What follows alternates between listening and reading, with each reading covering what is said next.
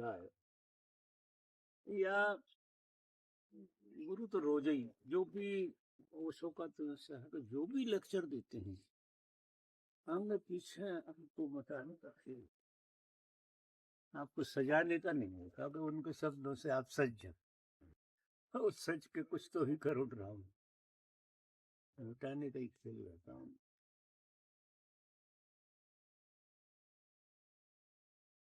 जब तक ये जंगल देख के मुझे ख्याल आ रहा है यहाँ तो उपनिषद पैदा हो जाना चाहिए। अगर लोग यहाँ इनके साथ ट्यूनिंग बना लें, मरने का एक तरीका ये सबसे बढ़िया है, क्योंकि आप अपने में मरने की कोशिश करते हैं और अपने को पकड़ के ही रखते हैं।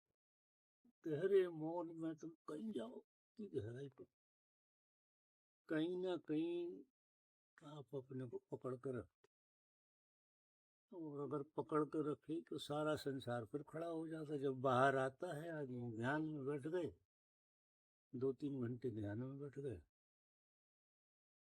बढ़िया लग गया, एक स्पेस आ गया, आनंद आ गया, जैसे ही बाहर निकले ये माया पूरी पकड़ लेती है, इसका खेल चालू हो जाता है और ध्यान भूल जाते हैं और इसे याद करने लगते हैं। ऐसा सभी के जीवन में हो रहा है, जो जिसने जिस ढंग से समझा करीब करीब। अब जो चीज पकड़ती है अपन को बाहर, तो प्रकृति थोड़ा कम पकड़ती है, संस्कृति जरा ज्यादा पकड़। संस्कृति मतलब जो मनुष्य उपजा है वो ज्यादा पकड़ता भी है। तो प्रकृति फॉर्मलिटी में आदमी आते हैं, वो अच्छा अच्छा वो चलेगा। तो प्रकृति बोलती नहीं, बहुत अच्छी बात। संस्कृति हर जगह से बोलती है। वो संस्कृति में क्या है कि वो अपने होने की गवाही देती। संस्कृति जो आदमी की बनी है वो अपने होने की गवाही देती, ये अपने होने की गवाही देती नहीं। क्यों नहीं देते कि ये सारी प्रकृति अपने में इतनी आनंदपूर्ण है, इतने आनंद में जी रही है कि उसे अपने होने की किसी को गवाही नहीं।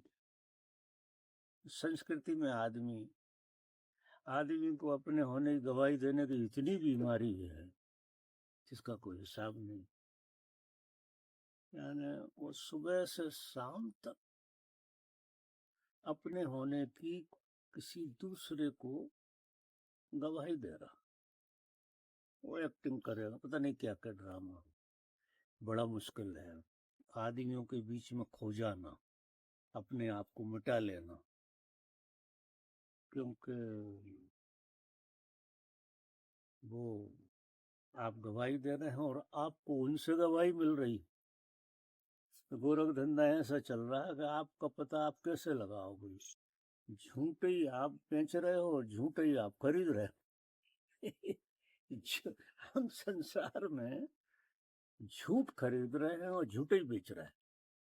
जैसे ही आप संस्कृति में आए कि आपको झूठ बेचना है और झूठ ही खरीदना है, ये धंधा, ये ना तो खरीद रहे ना बेच रहे। ये देखो ये फूल, ये न खरीद रहा न बेच रहा। इनसे दोस्ती हो जाए, अच्छी दोस्ती, ऐसी दोस्ती हो जाए कि दोस्ती करते करते तुम और ये एक हो जाओ। ये मिटने का सबसे आनंदपूर्ण तरीका है। ध्यान में, साधना में, सत्संग में आदमी को इतनी परेशानी होती है मिटने में, क्योंकि इधर मिटता है उधर होता रहता है, गोरख धंधा चलते ही रहता। जितना मिटता नहीं है इतना बन जाता। अब मिटना चाहता है लेकिन दोस्ती किससे है? दोस्ती ऐसी चीजों से है कि वो आपको फिर बना दे। आप जैसे तैसे अपने कल पुर्जे ढीले करते हो ध्यान साधना, और बाहर का जगत जो है संस्कृति का वो आपको फिर जोड़ देता है कटर पटर करके। तो रोज ये हो रहा है कि रोज हम मिटने का प्रयास कर रहे हैं और रोज और बनते चले जा रहे हैं। इनसे दोस्ती हो गई। ये आपको अगर सही प्रेम आपका इनसे घट गया तो जिस अवस्था में ये जी रहे हैं उस अवस्था में आपको जिलाते। इन्हें अपने होने का पता ही नहीं। आदमी को अपने होने का पता है और वो असली होने का नहीं है, तो नकली होने का पता है। कल आनंद विजय जी कह रहे थे कि नकली हो या तो निश्चित सही बात है, तो जो दिखाई दे रहा है वो नकली। तो यहाँ असली तो दिखाई नहीं देता, नकली का ही खेल है पूरा। खाना आ गया क्या हमारा? नहीं, अभी नहीं आया। बड़ा मजा आया इस जगह को कि यहाँ इनके साथ ट्यूनिंग बन जाए, बहुत अच्छी। पेड़ों से, पौधों से, धरती से, इसका स्पर्श आपको अपनी बीवी से 100 गुना अच्छा लगना चाहिए। तो सबसे ज्यादा सताता है बीवी का स्पर्श। वो बांधता। बीवी का मतलब अपोजिट का। उस पे हाथ रखते हो तो आप कुछ के कुछ हो जाते हो, मतलब वो गजब का बदलाहट वाला हाथ रख लो। उसमें रह रहे हो तो वो नियम जरूर, वो खेल चलता। इस पर रखो आपका। तो क्या है कि ये आपको अपना एहसास नहीं करा रहा। आप जो है जब कोई चीज आपको अपना एहसास कराती है तो आप उससे बंध जाते, वो बांध लेती है आप। तो वो एहसास ही इसलिए होता है, चाहे व्यापार का हो, चाहे धंधे का, चाहे पद का हो, चाहे पति पत्नी का हो, चाहे बच्चों का हो, ये सब एहसास कराते हैं आपको। कुछ का कुछ बना देते, किसी को बाप बना देते, किसी को बेटा बना देते हैं, किसी को गरीब बना देते हैं, किसी को अमीर बना देते हैं। अमीर को देख के आप अपने आप गरीब हो जाते, गरीब को देख के आप अमीर हो जाते। ये खेल दुनिया में फंसने फंसाने का, ये ना गरीब बनाएंगे ना अमीर बनाएंगे, क्योंकि ये अपना कोई एहसास ही नहीं बता रहे, एहसास ही नहीं छोड़ते। आप इनके साथ अकेले हो जाओ, और जब आपको किसी चीज का एहसास नहीं हो रहा तो आपको आपका एहसास होने लगा। आप भीतर से अपने आप, तो ये अवेयरनेस और साक्षी, ये बाहर से साधने की चीजें नहीं है, ये तो उतरती। मौन भी उतरता है, साक्षी भी आपको भीतर से उतरता है, और आपकी मौजूदगी भी आपको भीतर से आती। और एक बार आपको आपकी मौजूदगी का मजा आ जाए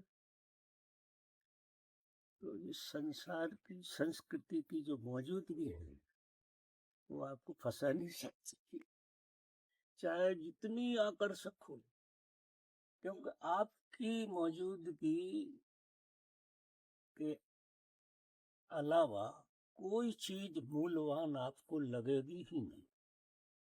खेल खिलौना, बहुत बढ़िया है।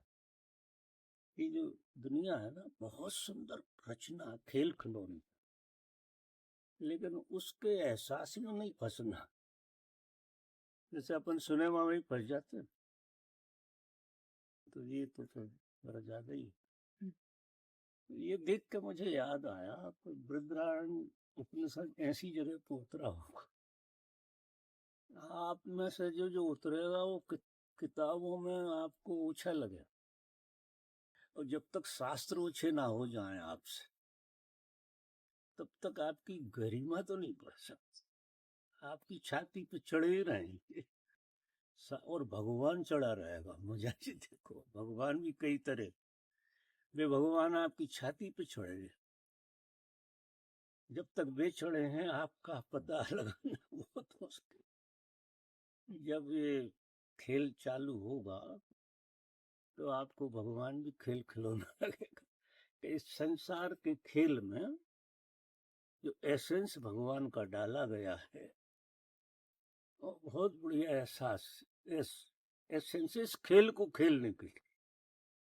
लेकिन आप अगर इसी को खेले तो वो बाधक भी है, वो छूटता भी इनके साथ छूट जाए, इसलिए इससे दोस्ती की जाए।